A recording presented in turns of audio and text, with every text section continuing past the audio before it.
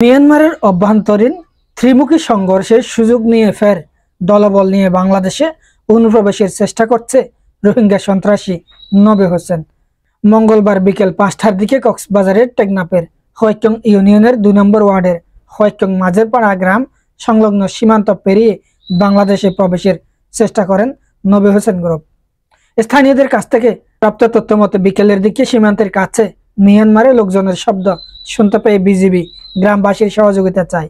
বিজিবির ডাকে ছাড়া দিয়ে হাজারো গ্রামবাসী সীমান্তে গেলে নবী হোসেন ও তার দলের সদস্যরা ওই এলাকা থেকে সরে যায়। এ বিষয়ে হোয়াইক্যংয়ের স্থায়ী বাসিন্দা সাইফুদ্দিন বলেছেন, প্রথম দফা চেষ্টা করে নবী হোসেন বাংলাদেশ অনুপ্রবেশে ব্যর্থ হয়েছে। তবে নবী হোসেন ফের রাতের বেলায় একই ইউনিয়নের উলুবনিয়া হতে উনচিপ্রাং সীমান্ত দিয়ে অনুপ্রবেশের চেষ্টা চালাতে পারে বলে আমরা বিভিন্ন মাধ্যমে তথ্য পেয়েছি। টেকনাফ 2 বিজিবির অধিনায়ক লেফটেন্যান্ট কর্নেল মহিউদ্দিন আহমদ বলেন, সীমান্ত পাহারায় বিজিবি সর্বোচ্চ সতর্কতা অবলম্বন করছে। কোনো সন্ত্রাসী এই বাংলাদেশে আবার ফের আশ্রয় নিতে পারবে না। কোনো সন্ত্রাসীকে বাংলাদেশের কোনো ক্যাম্পে প্রবেশ করতে দেওয়া হবে না।